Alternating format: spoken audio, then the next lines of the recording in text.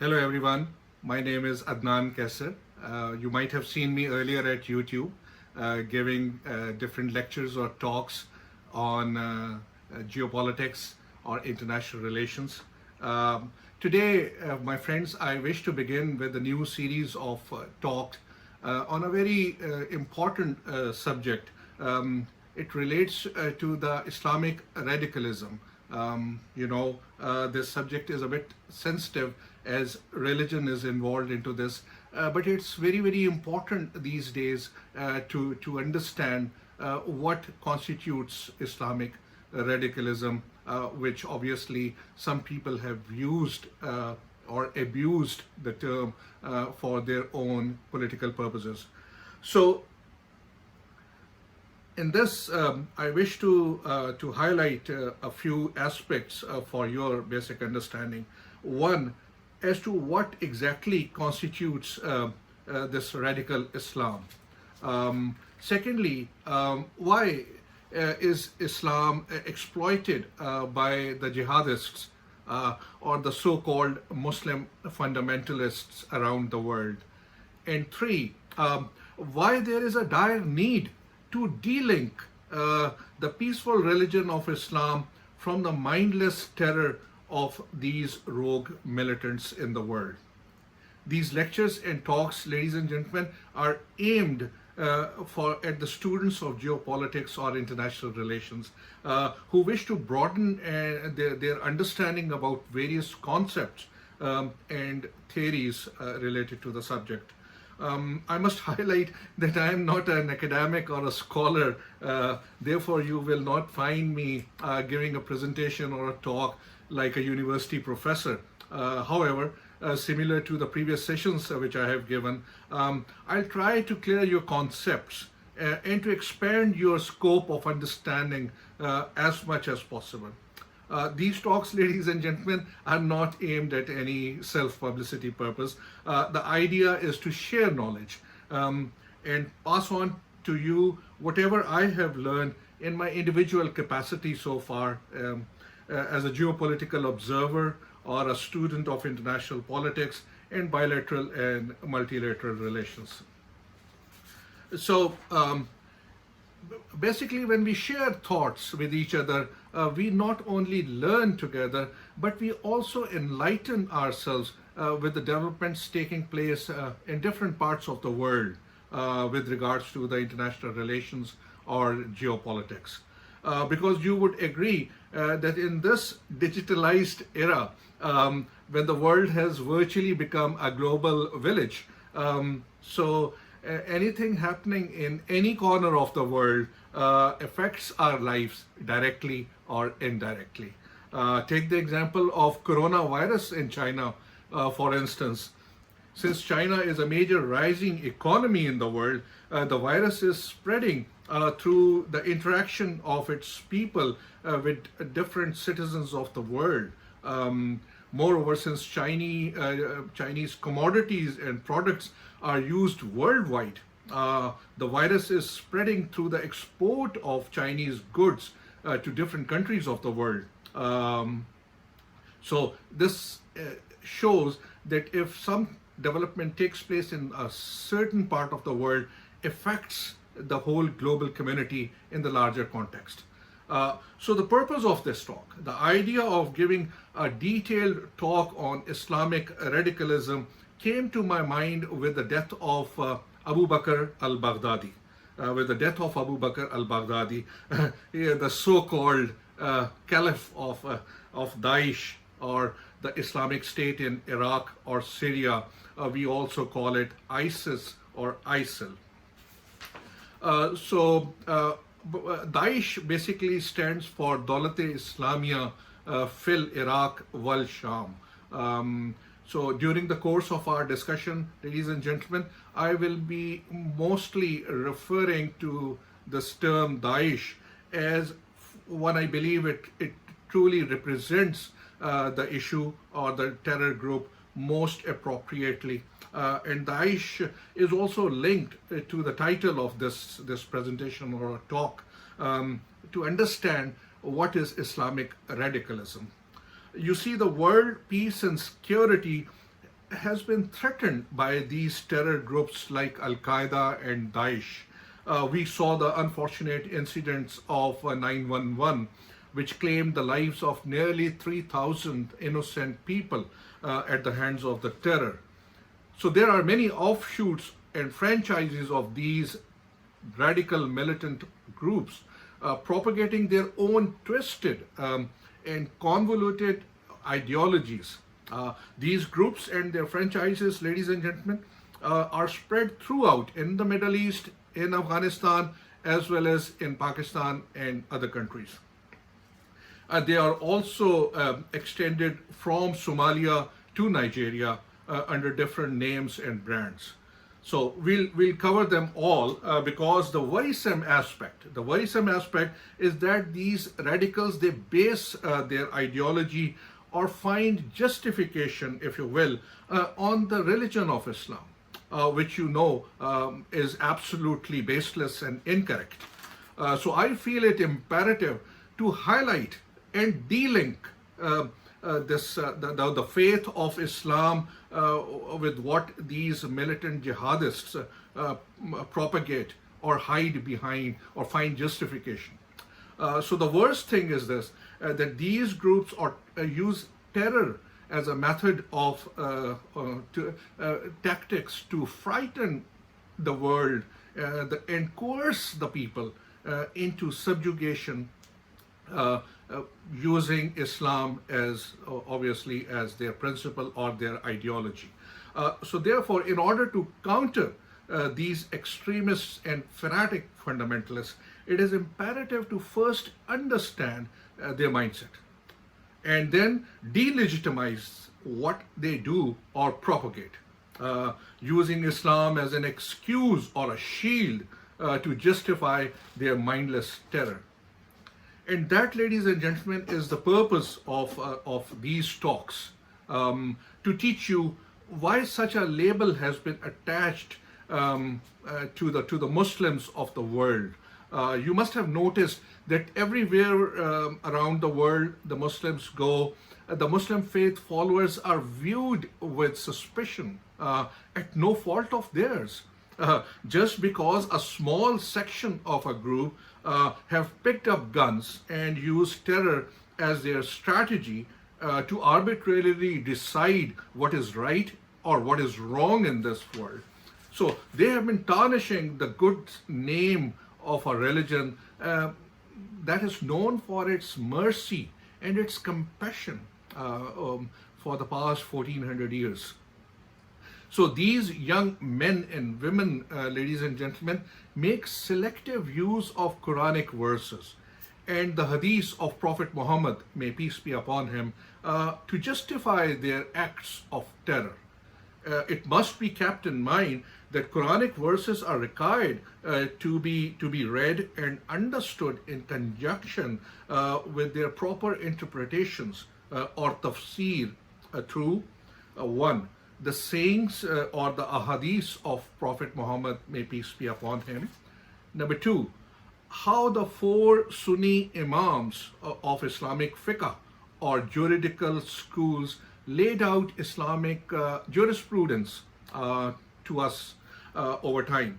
Number three, in light of the tafsir or the interpretation of the Quranic verses by ulama or scholars, Muslim scholars of letters and eminence.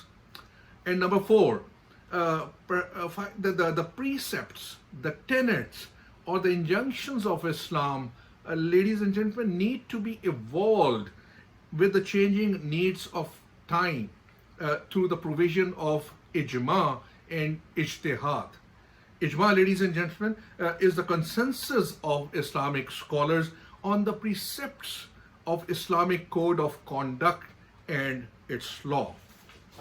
And ijtihad means a thorough deliberation to find out a solution to any Islamic legal issue or to redefine or reinterpret an injunction's relevance to the present age and time by the scholars of eminence and and knowledge with Islamic jurisprudence. I would encourage you to go through a study which was made by United States Institute of Peace in August 2004. It was titled Ijtihad, Reinterpreting Islamic Principles for the 21st Century. The special report was 125 by United States Institute for Peace, August 2004. So, having two of my papers, I was saying that using ijma and ijtihad, all such provisions of Islam must provide an unbiased and legitimate counter narrative to the jihadist ideology. So having two of my papers published on this subject on Islamic radicalism, I'll try to acquaint you with their ideology, their motivation, their mindset, their narrative, and their strategy and tactics, which is used by these radical jihadists. Because it is imperative for us to understand the dynamics that fuel or motivate radicalization in any community. When individuals, instead of states, pick up guns or arms and start fighting for what they believe is right, not the state, but they believe what is right, or the ultimate truth, then the whole society or the societies at large become imbalanced.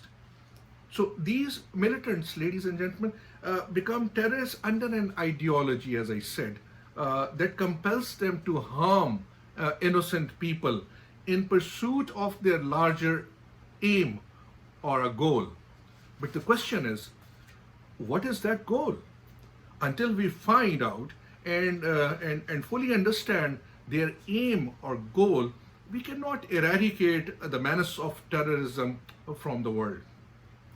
And this effort is meant to identify the root causes of the problems that afflict and plague the Muslim world through this acts of terror in the name of Islam. So this online presentation, ladies and gentlemen, under the main heading of Islamic Radicalism, will have several subdivisions. So considering it as an introductory part, it is since it is difficult for anybody to sit for a longer duration of time and listen to a talk, I'll try to divide it into several parts. With each lesson, I'll try to last for about 30 minutes or so that the talk should not become monotonous and you should assimilate as much as possible. And you can always come back and listen to it at your own pace and at your own convenience. So this talk will be divided into at least six major parts. So first we will discuss the genesis or the origin of Islamic religious terrorism. How Islamic religious terrorism came into being. I will tell you the root causes of radicalization among the Muslims. And we will also look into what constitutes Islamic extremism and why the Western world has so far been unable to understand the drivers or the mindset behind this utter madness.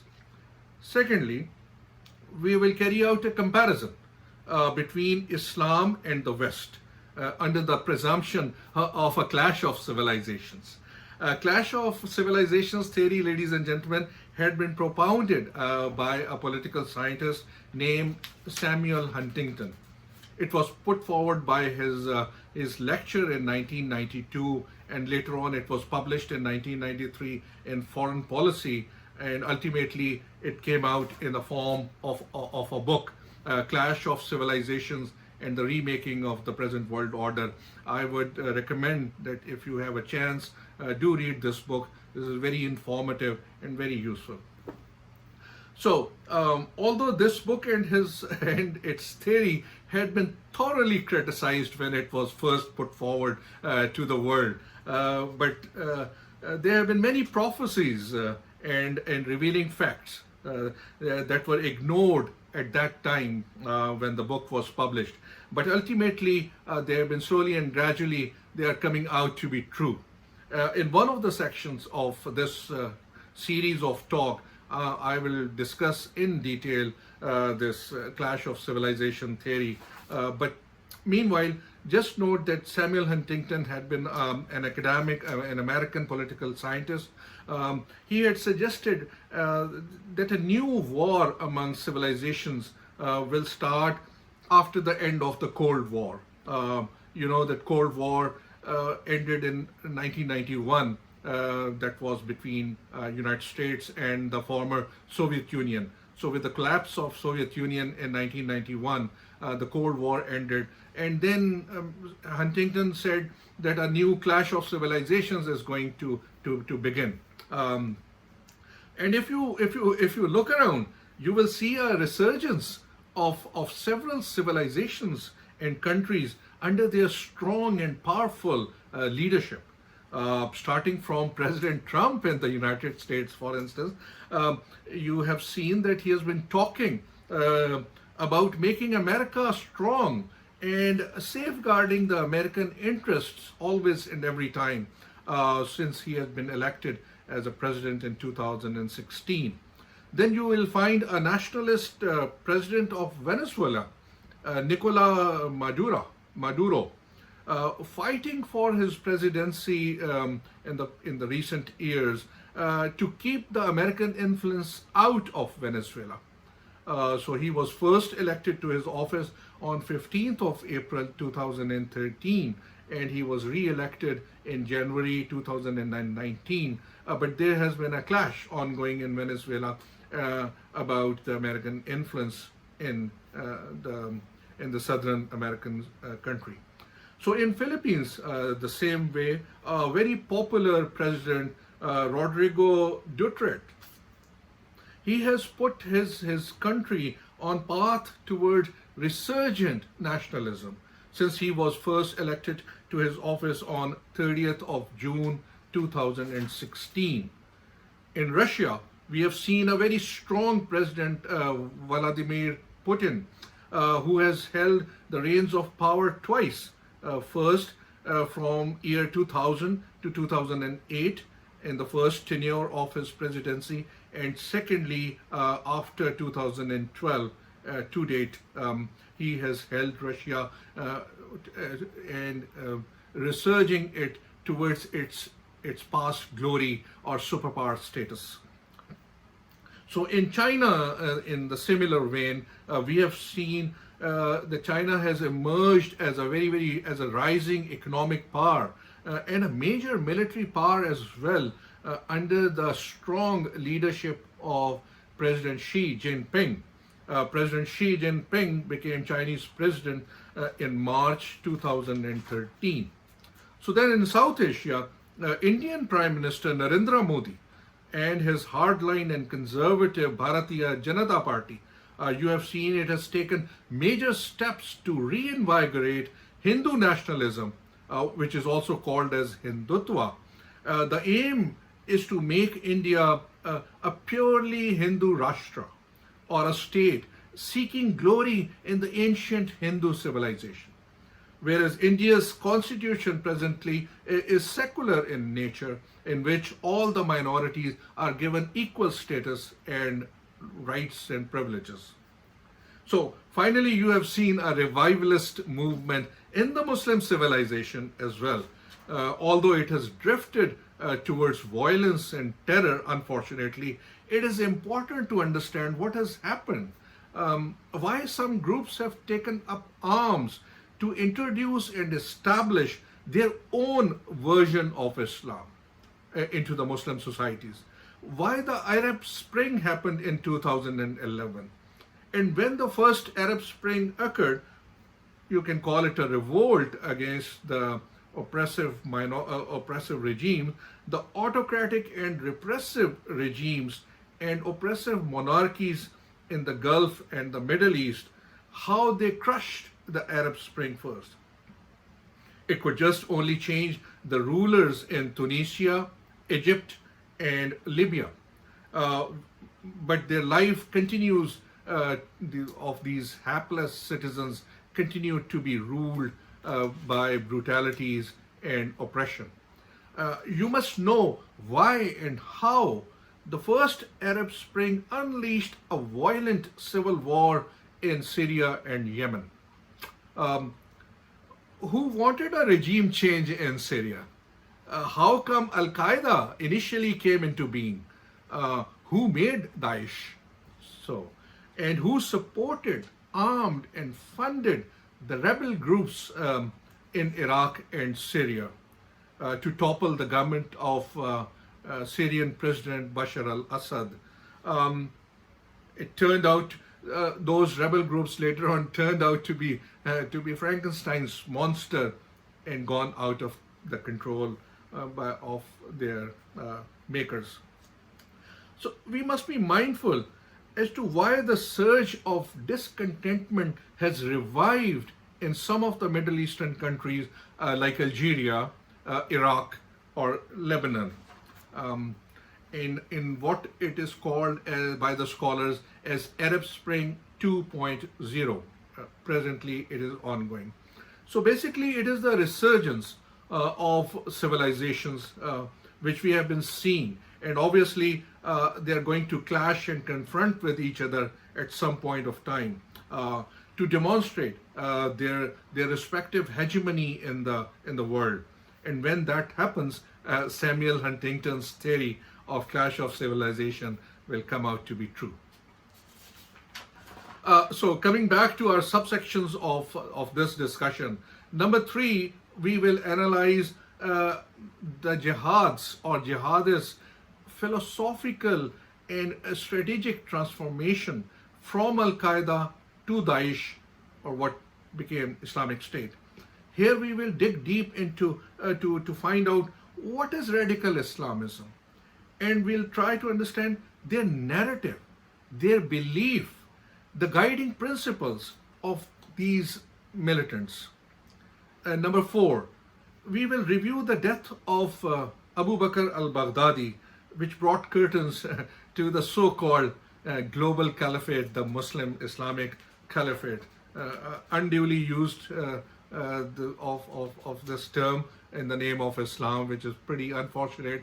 And that's why I said we must delegitimize and de-link this connection which these terrors have established. We will also examine has the threat of extremism or terror came to an end with the demise or the elimination of Abu Bakr al-Baghdadi or not, and why not? And number 5, in the backdrop of Al-Qaeda's branch named Al-Qaeda in the Indian subcontinent, or AQIS, we will also try to look into the proliferation of Islamic State or Daesh in Afghanistan. Daesh calls it Walayat Khorasan. Khorasan, as you may know, ladies and gentlemen, excuse me, is a region comprises of present-day Central Asia, Afghanistan, Pakistan, and parts of Iran. Khorasan is important in another aspect due to a prophecy of Prophet Muhammad, peace be upon him, when he talked about Ghazwa-e-Hind, or the last battle of Islam to be fought in Khorasan area against the infidels by the Muslims in this region. I would encourage you to go at Hudson Institute's. It had come out with a detailed study on Ghazwa-e-Hind. I will also, in due course, I will also be talking about whether or not Ghazwa-e-Hind, the concept or theory of Ghazwa-e-Hind, has any future connections, or it has been finished already. So number 6, in final section, we will discuss the religious terrorism that has been unleashed by Boko Haram. Boko Haram is a terror organization in Nigeria. In this talk, I will not be talking about Al-Shabaab or the terror organization in Somalia, but I'll refer to Boko Haram in Nigeria. With this, ladies and gentlemen, we come to the end of this presentation. And then in the subsequent talks, I plan to move forward to discuss issues which are related to Middle Eastern turmoil.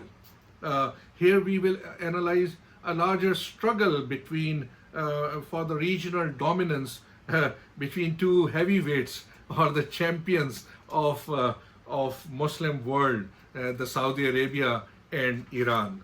In brief episodes, I will tell you about the senseless war that has been ongoing since 2015 in Yemen. And I will also tell you how Iran is encircling the House of Saud through a Shiite crescent in the form of Hezbollah in Lebanon, President Bashar al-Assad's Alawite regime in Syria, Hamas in Palestine, the Twelver Shias in Iraq, and Shiite militias, also called as the Popular Mobilization Force in Iraq, which are basically Shiite militias.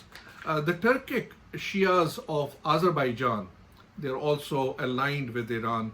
The Sheikhis Shias in Saudi Arabia, and then the Akbari Shias in Bahrain, or sometimes periodically an unrest starts in Bahrain, which is ruled by a Sunni ruler, and the Zadis Shias in Yemen.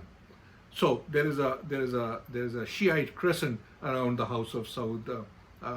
There had been some connection. There had been an attack recently in September 2019, which was blamed on these Iranian militias.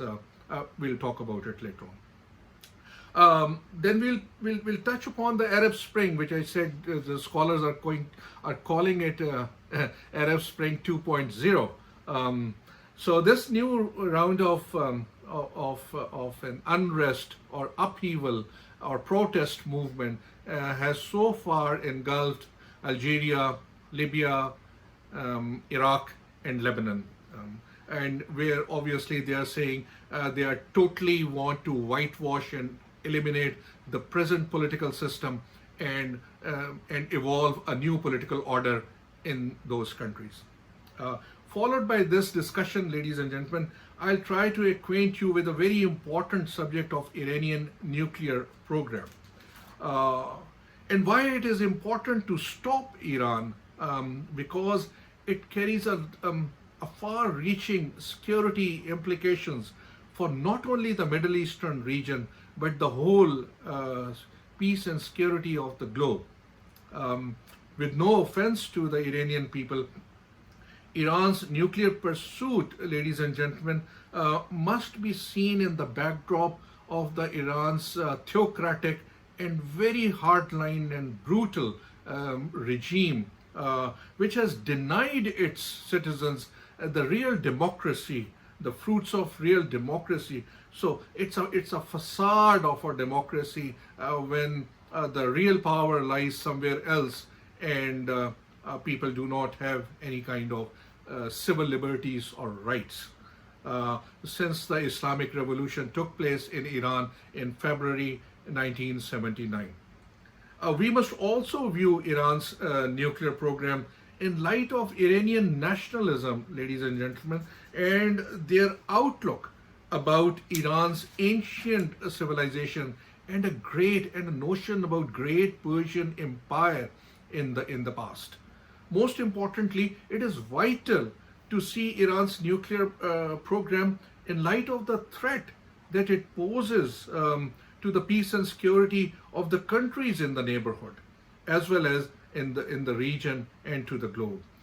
While Iran proclaims to access nuclear technology for peaceful purposes, you know that once a technology is obtained, it can be used for dual purposes. It could go either way. So, which I believe is Iran's ultimate aim and objective to make a nuclear device ultimately to safeguard its own security threats in the region. So which is very important to understand, and to deny Iran nuclear technology, which can be very, very harmful. As I said, I'll try to keep all these episodes and talks for 30 minutes, depending on the circumstances, because I do not want you to get distracted or lose the thread of the lesson which you're going to learn. Please, I would encourage you to make notes of major discussion points, which I will be talking about. I'll try to number them down for your understanding, but you can come back at any time and you can begin listening to an episode in its own individual capacity, although it would be in the larger framework of Islamic radicalism and religious terrorism. But please don't expect me to record and upload all these episodes in one go. It will need time and for me to write my talking points and give it out to you. But I would encourage you to make notes, and if there is any clarification is needed, you are more than welcome to come back to me and email me. My email address is a as in alpha .qaiser@yahoo.com. So I would be happy to provide you with the relevant reference material as well as further clarification. You may also read my old papers at my LinkedIn account under my own name. However, since the subject of Islamic radicalism has a connection of religion associated to it, it's a bit sensitive in nature. So please be mindful first that I'm not a religious scholar or an authority on the subject of religion. Whatever I'm going to discuss will be based on authentic scholarships or the international studies which have come forward and published so far. And I would like you to listen to the talk with open mind. That's very important. As first of all, there is no hidden agenda behind whatever I am going to tell you or speak in this talk or presentation. Some of you may disagree with my hypothesis, and that's absolutely perfect. You know, the basic idea behind any discussion or a debate is to listen to the opposing arguments and then apply your own mind to reach a better conclusion or a better judgment as to what is right and what is wrong. So all what is desired after this talk takes place is, one, that you guys understand the root causes of radicalization and terror in the Muslim world. That's pretty unfortunate. And number two, form an independent opinion as to what these jihadists or militants have been doing in the name of Islam. You must ask question as to whether or not this violence and terror that these radicals have perpetrated on innocent people around the world has anything to do with the peaceful and benevolent religion of Islam. Mark my words, ladies and gentlemen, it is less about their fundamental ideology which they propagate and more about politics. And politics, you know, remains a tug of war for two things: power and money. With this, I come to an end of this introductory part of this discussion. In due course, I'll come back with subsequent parts for your understanding and knowledge. And so until that time, thank you very much for listening to it, and stay tuned. This is Adnan Qaiser signing off with this discussion on Islamic radicalism and religious terrorism. Thank you very much. Take good care, and bye for now.